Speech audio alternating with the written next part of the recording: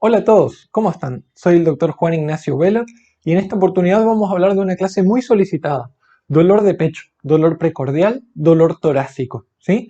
Vamos a hablar de algunos tipos de dolor, pero lo fundamental en esta clase es que si sos personal de salud, si sos médico, enfermero, kinesiólogo, nutricionista, cualquier personal de salud y estás en un triage, es decir, debes definir si el paciente debe consultar, no debe consultar, lo debemos internar, debemos pedirle estudios, puedas responder esto: ¿debo investigar más o internar a ese paciente? Esa es la función de la clase. En cambio, si no sos personal de salud, si sos un paciente con curiosidad, la idea es que tengas una idea de cuándo debes consultar al médico, ¿sí? Cuándo el dolor parecería ser importante. Aunque para empezar esta clase yo debo decir que siempre que tengas dudas debes consultar al médico.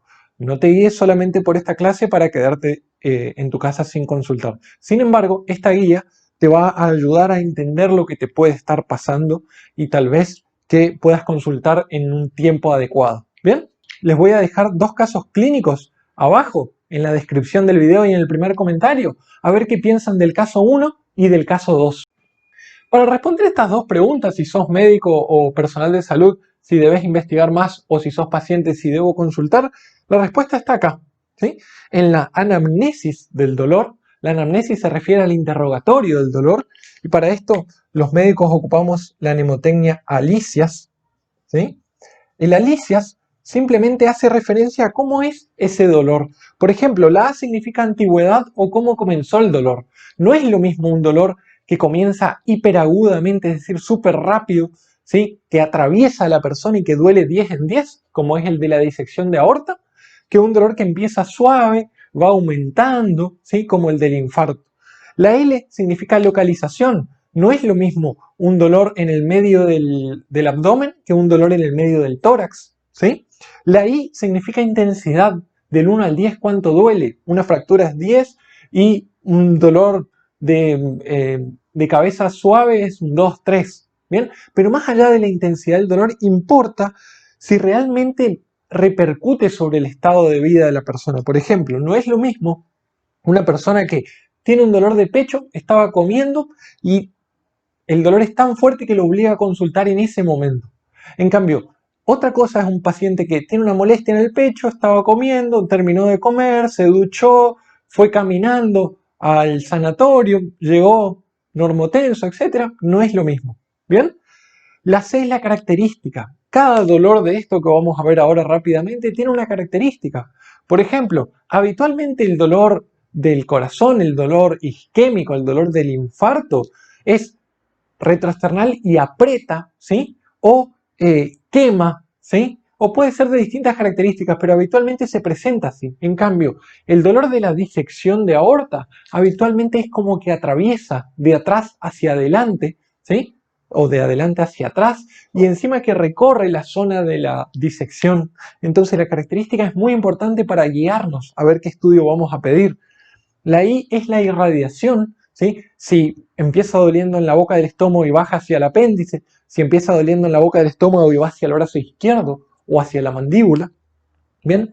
La A es fundamental, es agravantes o atenuantes. Entonces, si el dolor de pecho se acompaña de náuseas, vómitos, falta de aire, transpiración, sudoración, ¿sí? Palidez, frialdad de extremidades, seguramente que algo grave está ocurriendo. En cambio, si el dolor de pecho fue posterior al gimnasio, calma con analgésicos, se agrava un poquito cuando muevo el brazo, probablemente eso sea algo muscular y no tan cardiológico. ¿Bien? La S, ¿sí? Síntomas acompañantes. Eso es fundamental: la falta de aire, la taquicardia, la taquipnea, ¿sí? La presión alta, la presión baja, etc. Nosotros tenemos que analizar todo. ¿Bien? Después de ver cómo es el dolor y demás, debemos ver el pretest. El pretest significa la posibilidad que esa persona tenga lo que yo estoy pensando antes de yo confirmarlo a través de un test. Es decir, los factores de riesgo, el pretest que tiene la persona. Entonces, ¿cuál es el pretest, por ejemplo, de un paciente joven que hace poco empezó el gimnasio y que fue a consultar por un dolor torácico? no tiene factores de riesgo, los padres no tienen antecedentes y cuando yo le toco el tórax a él le duele más. ¿Cuál es el pretest? Es un pretest bajo. Es probable que si yo le hago todos los estudios, él no tenga un dolor de origen isquémico, una disección o una pericarditis. De nuevo, debemos analizar cada paciente, pero es probable que él no lo tenga o que sea muy bajo el porcentaje de personas que tengan esto. En cambio, no es lo mismo un paciente de 80 años, fumador, diabético, obeso, hipertenso, que tiene el colesterol alto, ¿sí? Que tiene un dolor de pecho que le aprieta, se le irradia el brazo izquierdo, lo hace transpirar, llega con hipertensión, etc. Entonces, a este último probablemente yo sí le pida todos los estudios, ¿sí? Ecocardiograma, enzimas cardíacas. En cambio, al primero, probablemente con un electrocardiograma y con los signos vitales, yo pueda guiar la terapéutica y obviamente la clínica. ¿Bien? Después, la clínica, ¿sí? La clínica es soberana. Supongamos que tenemos un paciente que el dolor nos parece que no es nada, el pretest tiene un pretest bajo, pero está muy hipertenso, está muy taquicárdico, está sudoroso o está incluso con la presión baja o la frecuencia cardíaca baja. Las extremidades están frías, los labios están azules. Independientemente de todo lo anterior, le está pasando algo grave. Yo debo investigar, ¿sí? Y por último, los estudios complementarios, y acá es fundamental, las guías más modernas dicen que a todo paciente con dolor de pecho yo debo hacerle un electrocardiograma dentro de los primeros 10 minutos de consultar al servicio de salud. Esto muchas veces es difícil por la logística de algunos servicios de salud, pero sepan que el electrocardiograma es fundamental. El resto de los estudios, enzimas cardíacas, ecocardiograma, radiografía de tórax, lo vamos a orientar según todo esto que dijimos.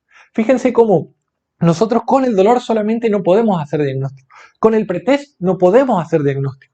Con la clínica sola no podemos hacer diagnóstico. Necesitamos todo. Necesitamos ver al paciente. ¿Sí? Necesitamos poder tocarle, ver los signos vitales para decidir.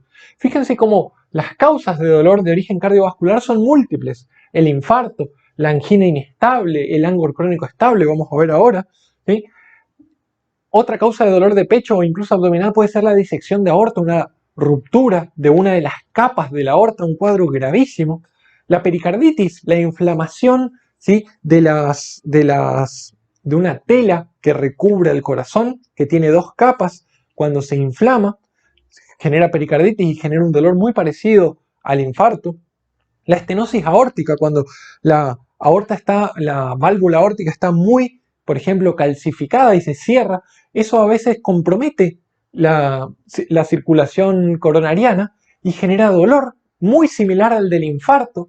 Pero ¿cómo nos vamos a dar cuenta? Porque en la clínica vamos a encontrar un soplo y porque probablemente cuando le pida las enzimas cardíacas, ¿sí? No estén elevadas porque el paciente no se está infartando, tiene una estenosis aórtica cuyo síntoma es dolor de pecho.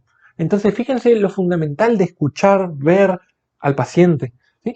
El tromboembolismo de pulmón, cuando el coágulo de sangre que impacta en las venas pulmonares es muy grande, puede irritar a la pleura y esto puede generar dolor. Y fíjense las otras causas, esto es fundamental.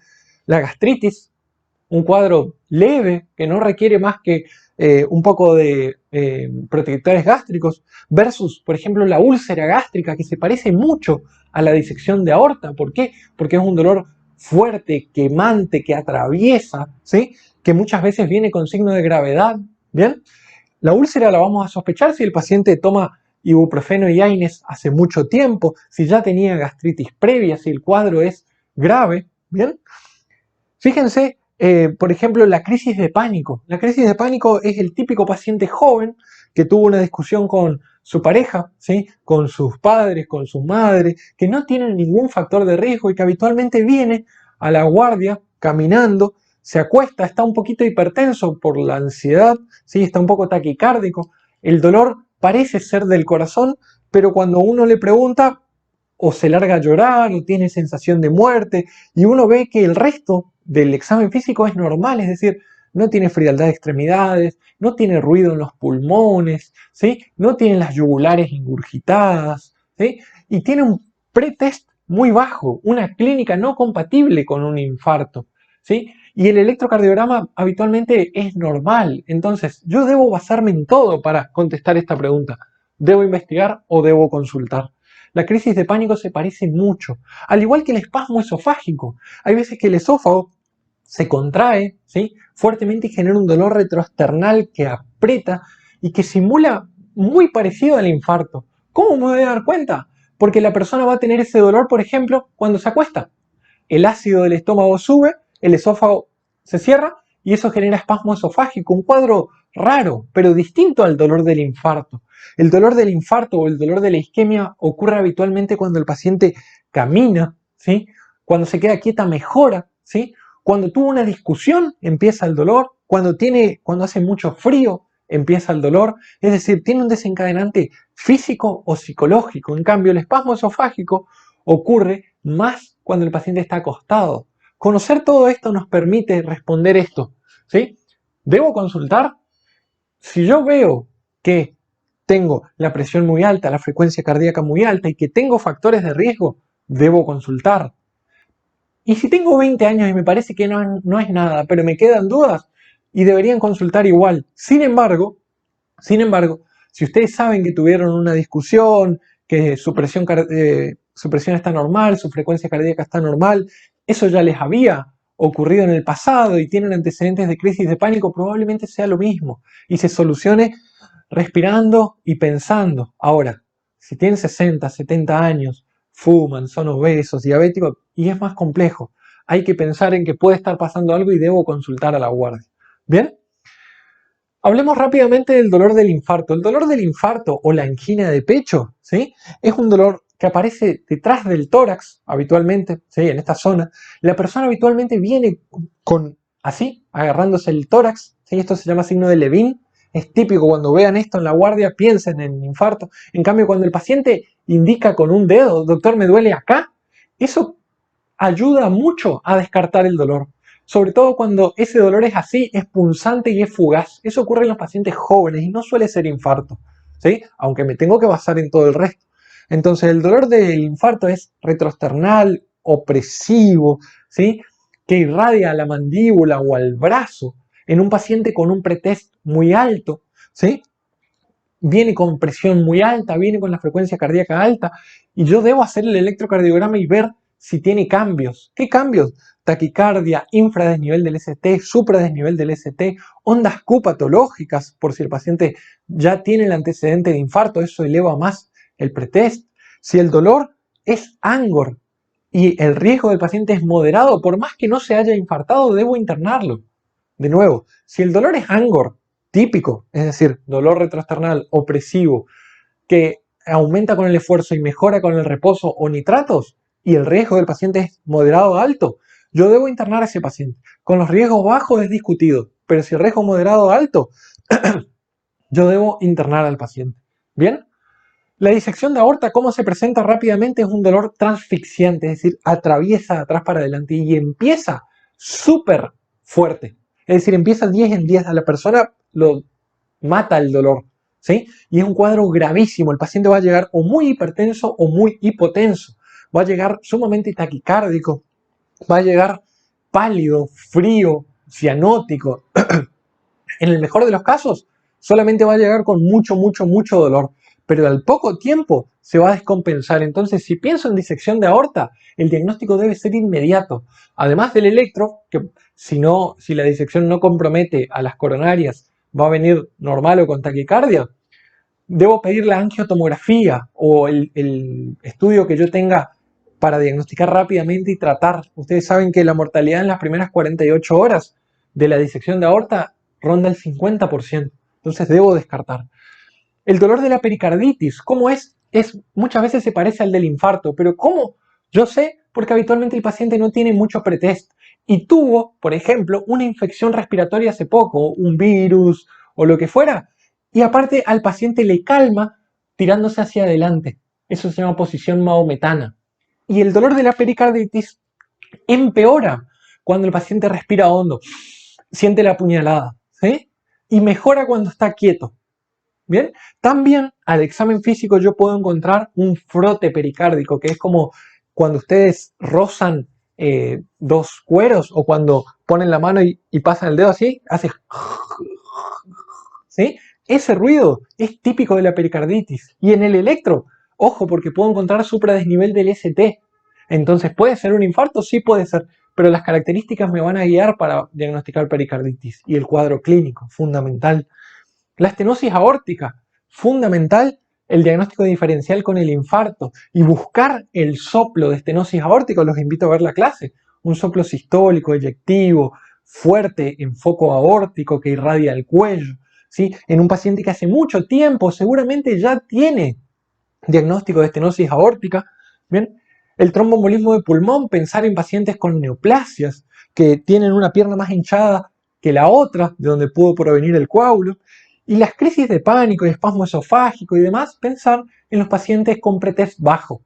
Ahora, lo más importante de esta clase es, si mi juicio clínico, si yo soy médico o enfermero y estoy en el triage y mi juicio clínico me dice, doctor, no tiene nada de esto, pero hay algo que no me gusta de mi paciente, estudienlo igual, vean igual de pedirle los estudios, el electro fundamental a todo paciente. Después las enzimas, el ecocardiograma, la tomografía, a pacientes seleccionados. ¿Cuándo? Cuando tenga alguno de estos o cuando mi juicio clínico me diga que algo le está pasando. Si yo soy paciente y me quedan las dudas, debo consultar siempre. Pero ante el dolor de pecho y el pretest bajo, probablemente me encuentre con que en realidad era alguna de estas otras causas. ¿Sí? La costocondritis es muy frecuente. ¿Qué es? Es típico, dolor de pecho muy parecido al del infarto. Voy, consulto, me revisan, todo normal, y cuando me apretan el cartílago costal, ¿sí? El cartílago de la costilla que se une al esternón, duele en esa zona. ¿Por qué duele? Porque ese cartílago a veces se inflama, sobre todo de uno de los dos lados, y genera un dolor parecido. Sobre todo en personas que han iniciado actividad física nuevamente, ahora post pandemia ocurre, sobre todo en personas que no están acostumbradas a la actividad física o incluso sin haber hecho nada se puede inflamar. Si yo estudio a ese paciente, el electro va a ser normal, las enzimas van a ser normales y la internación seguramente no se va a justificar. Entonces, ante la duda del médico, estudio al paciente, pero me baso en los 4 pilares: anamnesis a través de la LICIAS, ¿sí? El pretest fundamental, la clínica y los estudios complementarios. Si soy paciente y me quedan dudas y realmente me siento mal, debo consultar, ¿sí? Sobre todo si tengo factores de riesgo. Esta clase era más bien una clase muy práctica porque muchas veces cuesta tomar la decisión cuando uno está en la guardia y eso, y muchas veces uno puede simplemente con la clínica diagnosticar más del 90% de la patología torácica. Entonces, espero esta clase les haya gustado. Síganos en Instagram, Dr. Vela, ¿sí? Contéstenos en los comentarios y lo discutimos. Hasta luego.